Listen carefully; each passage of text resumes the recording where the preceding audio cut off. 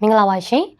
်ဒီနေ့ဇူလိုင်9ရက်နေ့နေ့လည်ခင်းဒီနောက်ဆုံးရရှိထားတဲ့ပြည်တွင်းနဲ့နိုင်ငံတကာသတင်းတွေကိုစူးစီးတင်ဆက်ပေးတော့မှာဖြစ်ပါတယ်ရှင်အရင်ဆုံးအနေနဲ့နိုင်ငံတကာသတင်းတွေကိုနားဆင်ရမှာပါဒီလင်္ကာနိုင်ငံမှာထောင်ဆူပမှုတစ်ခုဖြစ်ပွားခဲ့ပြီးအကျဉ်းသားတွေနဲ့ထောင်ဝန်ထမ်း2000ကျော်တိစုံပြီးရာနဲ့ချီတရားရရှိခဲ့တယ်လို့သိရပါတယ်ကိုလံဘိုမြို့တော်မြောက်ဘက်သီလင်္ကာအနောက်ဘက်ကမ်းရိုးတန်းမှာတည်ရှိတဲ့နီကွမ်ဘိုမြို့ကအကျဉ်းထောင်မှာနှစ်ရက်ဆက်တိုက်ရုံးရင်ဆန်ခတ်အခြေအနေတွေဖြစ်ခဲ့တာပါဇူလိုင်9ရက်နေ့ကနီကွမ်ဘိုထောင်ထဲမှာအကျဉ်းသားတွေကထောင်ဆောက်တွေစီကတနက်တွေကိုလူယူပြီးတော့စတင်စူပူအောင်ကြလာခဲ့ပါတယ်။အဲ့ဒီနေ့ကလူ2ယောက်သေဆုံးပြီးဒါဇင်နဲ့ချီတရားရခဲ့ပါတယ်။နောက်တော့ထောင်သားအမျိုးသားတွေအနီးမှာရှိတဲ့အမျိုးသမီးဆောင်ကအကျဉ်းသူတို့ဟာထောင်ရဲ့ခေါင်မိုးပေါ်ကိုတက်ပြီးသူတို့ကိုလွှတ်ပေးဖို့ဆန္ဒပြတောင်းဆိုခဲ့ကြပါတယ်။ဇူလိုင်6ရက်နေ့မှာတော့ထောင်သားတွေကအပြင်စည်းကနေလုံခြုံရေးတင်းကျပ်ထားတဲ့ထောင်ကိန်းဝါတွေကိုဒရဂျန်ဝင်စည်းဖို့ကြိုးစားရာကနေအခြေအနေတွေပိုရှုပ်ထွေးကုန်ပါတယ်။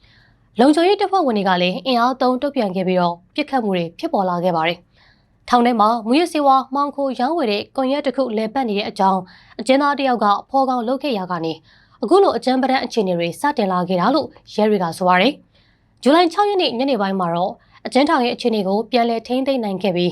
းပရိပခတွေအတွင်းထောင်ဝန်ထမ်း9ယောက်နဲ့အကျဉ်းသား19ယောက်စုစုပေါင်း26ယောက်သေဆုံးခဲ့တယ်လို့အာဏာပိုင်တွေကပြောပါတယ်။တရားရသူတွေကလည်းတရားကျော်ခဲ့ပြီးတော့အဲ့ဒီထဲမှာထောင်ဝန်ထမ်း23ယောက်နဲ့အကျဉ်းသား54ယောက်ကတော့စီဝါကုသမှုတွေဆက်လက်ခံယူနေရဆဲပဲဖြစ်ပါတယ်။တရားပြင်းထန်သူတချို့ကိုထောင်ဆေးရုံကနေနီကွမ်ဘိုပြည်သူ့ဆေးရုံနဲ့ကိုလံဘိုပြည်သူ့ဆေးရုံတွေစီလွှဲပြောင်းပေးခဲ့ပါတယ်။နီကွမ်ဘိုဆေးရုံအုပ်ကြီးကလက်ရှိလက်ခံကုသပေးနေရသူတွေထဲကတချို့ဟာတနက်တန်ရာရထားသူတွေဖြစ်တယ်လို့အတည်ပြုခဲ့ပါတယ်။ထောင်ဆူခဲ့တဲ့ဖြစ်စဉ်တွင်အကျဉ်းထောင်ရဲ့အမိုးအစိပ်ပိုင်းတချို့ပြိုကျခဲ့ကြောင်းတရားရသူတွေထဲမှာအကျဉ်းသူတချို့လည်းပါဝင်ခဲ့ကြောင်းရဲတွေကပြောပါတယ်။ထောင်ဆူပူမှုအတွင်းတိတ်ဆုံးမှုတွေရှိခဲ့ကြောင်းသတင်းတွေပြန့်နှံ့လာတဲ့နောက်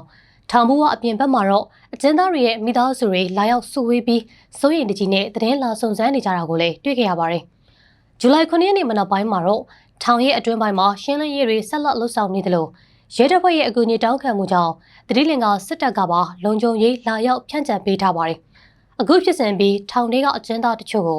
တခြားထောင်တွေစီခွဲထုတ်ပြီးပြောင်းရွှေ့ဖို့စီစဉ်နေတယ်လို့လည်းအကျဉ်းဦးစီးဌာနပြောရေးဆိုခွင့်ရအရာရှိကအတည်ပြုခဲ့ပါတယ်။ထောင်စုပမှုနဲ့ပတ်သက်ပြီးအသေးစိတ်စုံစမ်းစစ်ဆေးမှုတွေဆက်လက်လှုပ်ဆောင်ဖို့လည်းတရားရေးနဲ့အကျဉ်းဦးစီးဝန်ကြီးဟာရှနာနာနေယကာရာကသက်ဆိုင်ရာအာဏာပိုင်တွေကိုညွှန်ကြားထားပါတယ်။တတိလင်္ကာမှာတော့အကျဉ်းသားဥယျာဉ်မတန်တဆပြစ်သိမ်းထားရှိတဲ့ထောင်တွေထဲမှာထောင်စုပမှုတွေကြိုကြားဖြစ်ပေါ်ခဲ့ပူပါတယ်။2020ပြည့်နှစ်ဒီဇင်ဘာလတုန်းကလည်းတခြားထောင်တစ်ခုမှာအကျဉ်းသားတွေစူပူအောင်ကြွရာက17ယောက်သေဆုံးခဲ့ပြီး119ယောက်တရားရခဲ့ပါတယ်။ဒေးလင်္ကာမှာအကျဉ်းသား4100ကျော်ရှိနေပြီးအဲ့ဒါဟာနိုင်ငံရဲ့အကျဉ်းထောင်တွေထဲမှာထိန်းသိမ်းလက်ခံထားနိုင်တဲ့ဝန်ဆန့်သူဥယျာဉ်ထက်လေးဆပိုများတဲ့ပမာဏလေးဖြစ်ပါတယ်ရှင်။တူရကီစီနီးပညာမြင့် F-35 တိုက်လေယာဉ်တွေရောင်းချမပေးဖို့အမေရိကန်အစိုးရကိုအစ္စရေးဝန်ကြီးချုပ်ဘင်ဂျမင်နေတန်ယာဟုကတိုက်တွန်းတောင်းဆိုလိုက်ပါတယ်။တကယ်လို့တူရကီကအမေရိကန်ရဲ့အဆင့်မြင့်ဆုံးတိုက်လေယာဉ်တွေကိုပိုင်ဆိုင်သွားမယ်ဆိုရင်ဒေသတွင်းလက်ရှိစစ်ရေးပါဝါချင်းခွင်ရှာမှာဗယံပဒအခြေအနေတွေဖြစ်သွားနိုင်တယ်လို့နေတန်ယာဟုကပြောပါတယ်။ F-35 တွေဟာရေဒါနဲ့ထောက်လှမ်းမှုကိုရှောင်ကွင်းနိုင်တဲ့ကိုပြောက်နည်းပညာပါဝင်ပြီးတော့လက်ရှိကမ္ဘာပေါ်မှာအဆင့်မြင့်ဆုံးတိုက်လေယာဉ်အမျိုးအစားတွေမှာထိပ်ဆုံးတန်းကနေပါဝင်နေပါတယ်။ အမေရိကန်သမ္မတဒေါ်နယ်ထရန့်ဟာနေတိုးထိပ်သီးညီလာခံကိုတက်ရောက်ဖို့အတွက်ဇူလိုင်6ရက်နေ့ညပိုင်းမှာတူရကီရဲ့မြို့တော်အန်ကာရာစီကိုစတင်ထွက်ခွာသွားပါတယ်။အဲဒီခီးစဉ်တော်တွင်သူဟာတူရကီစီ F-35 တိုက်လေယာဉ်တွေတခြားတိုက်လေယာဉ်အင်ဂျင်တွေရောင်းချရေးကိုပါညှိနှိုင်းဆွေးနွေးလိမ့်မယ်ဆိုတဲ့သတင်းတွေပြန့်နှံ့နေပါတယ်။အမေရိကန်စီက F-35 တွေဝယ်ယူထားတဲ့အစ္စရေးကတော့ဆက်ဆံရေးတင်းမာမှုတွေရှိနေတဲ့တူရကီစီအဲဒီတိုက်လေယာဉ်တွေရောက်သွားမှာကိုမလိုလားပါဘူး။တူရကီသမ္မတရာဂျစ်တာရစ်အာတိုဝမ်ဟာအစ္စရေးနိုင်ငံလုံးစိတ်သုံးပြောက်ကွယ်သွားစေချင်တယ်ဆိုတာကိုအတိအလင်းလူသိရှင်ကြားပြောဆိုထားမှုတို့တယောက်ဖြစ်တယ်လို့နေတန်ယာဟုကဆိုပါတယ်။အမေရိကန်အနေနဲ့တူရကီစီ F-35 တွေရောတခြားတိုက်လေယာဉ်အင်ဂျင်တွေကိုပါမရောင်းသင့်ဘူးလို့သူယူဆကြောင်းအဲဒီလိုစစ်ရေးနည်းပညာထောက်ပံ့ပေးမှုတွေကအရှေ့အလယ်ပိုင်းရဲ့စစ်ရေးပါဝါဟန်ချက်ကိုအနောက်ရှက်ဖြစ်လာစေနိုင်ကြောင်းအမေရိကန်ဟာအရှေ့အလယ်ပိုင်းမှာအစ္စရေးရဲ့လေကြောင်းစွမ်းရည်အားသာချက်ပြပြသားသားပိုင်ဆိုင်နေစေရမယ်ဆိုတာကိုအာမခံထားကြောင်းနေတန်ယာဟုက Fox သတင်းဌာနရဲ့ Fox and Friends အစီအစဉ်မှာပြောကြားသွားခဲ့ပါတယ်။သူကမကြသေးခင်မှာတင်တူရကီအစိုးရအရာရှိတွေကအစ္စရေးအပေါ်အပြင်းထန်ဝေဖန်ရှုတ်ချတဲ့စကားမျိုးတွေပြောဆိုခဲ့တာကိုလည်းထောက်ပြခဲ့ပါတယ်။နေတန်ယာဟုဥပမာပေးခဲ့တဲ့ထဲမှာ ပြီးခဲ့တဲ့သတင်းပတ်တုန်းက CNN သတင်းဌာနရဲ့တူရကီဌာနခွင်နဲ့အင်တာဗျူးမှာတူရကီနိုင်ငံသားရေးဝန်ကြီးဟာကန်ဖီဒန်ပြောဆိုခဲ့တဲ့မှတ်တမ်းတွေလည်းပါဝင်ခဲ့ပါတယ်။ဖီဒန်ကအစ္စရေးဆိုတာကမ္ဘာကြီးရဲ့ပြဿနာလို့တစိမ့်ကပ်ခဲ့ပြီးအစ္စရေးတွေဟာလူသားမျိုးနွယ်ကဆက်ပြီးသီးခံလို့မရနိုင်လောက်အောင်ဆိုးရတဲ့ဝန်တော့ဝန်ပိုးတွေဖြစ်လာပြီလို့ပြောဆိုသွားပါတယ်။ဖီဒန်ရဲ့စကားကဂျူးနိုင်ငံဖြစ်တဲ့အစ္စရေးဟာလူဖွဲ့စည်းကြမှာဆက်ရှိမနေသင့်ဘူးဆိုတဲ့အဓိပ္ပာယ်ဖြစ်ပြီးတော့တနည်းအားဖြင့်အစ္စရေးကိုမြေပုံပေါ်ကနေအပီးတိုင်အစားဖြောက်လိုက်တဲ့တဲ့ဆိုတဲ့သဘောထားကိုညွှန်ပြနေကြောင်းနေတန်ယာဟုကပြောကြားသွားပါတယ်။တူရကီဟာအရင်က F-35 တွေဝယ်ယူမဲ့အစီအစဉ်မှာပါဝင်ခဲ့ဘူးပေမဲ့လည်းရုရှားရဲ့လေကြောင်းကာကွယ်ရေးစနစ်တစ်ခုကိုဝယ်ယူအသုံးပြုခဲ့တဲ့နောက်ဤပညာပေါက်ကြားမှာစိုးရင်ပြီးအမေရိကန်ကတူရကီကို F-35 စီမံကိန်းတွေကနေဖယ်ထုတ်ခဲ့ပါတယ်။အခုခါတူရကီဟာ F-35 တွေဝယ်ယူခွင့်ရရေးအတွက်တကြောပြန်စ조사လာနေတယ်လို့ပြည်တွင်းဖြစ်တိစောက်ထားတဲ့Can ကိုပြောက်တိုက်လေယာဉ်တွေမှာတက်ဆင်ဖို့အမေရိကန်စီက F-110 jet engine တွေဝယ်ယူနိုင်ရေးအတွက်ပါညှိနှိုင်းနေပါတယ်။တူရကီက F-35 တွေကိုလိုချင်လာတာနဲ့ပတ်သက်ပြီးသတင်းထောက်တွေကပြီးခဲ့တဲ့လတုန်းကသဘောထားမှတ်ချက်တောင်းခဲ့တဲ့အခါမှာထရန့်ကသူဟာတူရကီသမ္မတအာတိုဝမ်အရန်ပြော်သွားစေမယ်လို့ကတိပေးခဲ့ကြောင်းပြန်ဖြေသွားပါတယ်ရှင်။အခုဆက်လက်ပြီးတော့ပြည်တွင်းသတင်းတွေကိုတင်ဆက်ပေးသွားမှာဖြစ်ပါတယ်ရှင်။ကချင်ပြည်နယ်မြစ်ဆုံစီမံကိန်းအတင်းလှုပ်ဆောင်ပြီးဆယ်ကျိုးပေါမှုဖြစ်ပေါ်လာမယ်ဆိုရင်လက်ရှိတရုတ်နိုင်ငံမှာဖြစ်ပေါ်နေတဲ့ဆယ်ကျိုးပေါမှုဖြစ်ရထက်ပိုဆိုးရာတွေကြုံရမှာဖြစ်တယ်လို့ဒေသခံတွေနဲ့ကချင်လူ့အခွင့်အရေးစောင့်ကြည့်ရေးအဖွဲ့တာဝန်ရှိသူတွေကပြောကြပါရယ်တရုတ်နိုင်ငံကွမ်ရှင်းပြည်နယ်ကဆယ်တခုကျိုးပေါမှုကြောင့်မြို့ရွာတွေရေဘေးကြုံနေရတဲ့ရုပ်သံတွေကိုဇူလိုင်6ရက်နေ့မနေ့ကလူမှုကွန်ရက်မှာဖော်ပြပြီးမြစ်ဆုံစီမံကိန်းလုပ်ရင်ဒီထက်ဆိုးရွားတာတွေကြုံတွေ့နိုင်တဲ့အခြေအနေကိုသတင်းစကားပြောကြားထားတာဖြစ်ပါတယ်မြစ်ဆုံစင်ကိုတရုတ်အစိုးရနဲ့စစ်တပ်တို့ကပြန်လည်စတင်ဖို့ကြိုးပမ်းလာတဲ့လှုပ်ရှားပြောဆိုမှုတွေဇက်တိုက်လှုပ်ဆောင်လာပြီးတော